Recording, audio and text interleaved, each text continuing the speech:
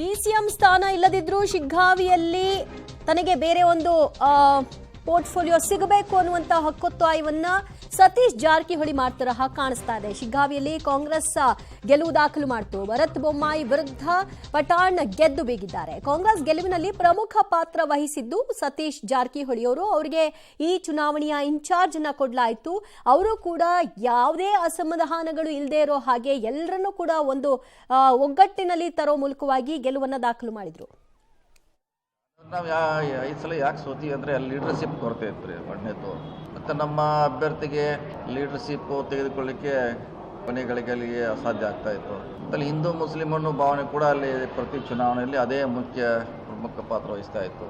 ನಾವು ಅಲ್ಲಿ ಆಮೇಲೆ ನಮ್ಮ ಶಿವಾನಂದ ಪಾಟೀಲ್ ಅವರು, ಮಾನೆ ಅವರು, ಅನೇಕ ನಾಯಕರಲ್ಲಿ ನಾವು ಫ್ರಂಟ್ ಲೈನಲ್ಲಿ ಬರೋದ್ರಿಂದ ಹಿಂದೂ ಮುಸ್ಲಿಂ ಅನ್ನೋದು ಭಾಳ ದೂರಾಗಿ ಅದು ಕಾಂಗ್ರೆಸ್ ಕ್ಯಾಂಡಿಡೇಟು ಅಹಿಂದ ಕ್ಯಾಂಡಿಡೇಟ್ ಅನ್ನೋ ಭಾವನೆ ಬರೋದ್ರಿಂದ ನಾವು ಗೆಲ್ಲಕ್ಕೆ ಸಾಧ್ಯತೆ. ಮತ್ತು ವಿಶೇಷವಾಗಿ ಅಹಿಂದ ಓಟ್ ಇಲ್ಲಿವರೆಗೆ ಚೆದರಿ ಹೋಗ್ತಾ ಇತ್ತು, ಹೆಚ್ಚು BJP ಪಾಲಾಗ್ತಿತ್ತು. ಈ ಸಲ 70% ಅಹಿಂದ ವರ್ಗ ಕಾಂಗ್ರೆಸ್ ಪರವಾಗಿ ಬರೋದ್ರಿಂದ ನಾವು ಗೆಲ್ಲೋದು ಭಾಳ ಸುಲಭವಾಗಿ ಗೆಲ್ಲಕ್ಕೆ ಸಾಧ್ಯ ಆಯಿತು. ಅದೇ ಹೇಳಿದ್ರಲ್ಲ, ಅಹಿಂದ ವರ್ಗ ನಮ್ಮಿಂದ ದೂರ ಇತ್ತು ಇಲ್ಲಿವರೆಗೆ. ಅಹಿಂದ ವರ್ಗ ನಮ್ಮ ಕಡೆ ಬಂತು.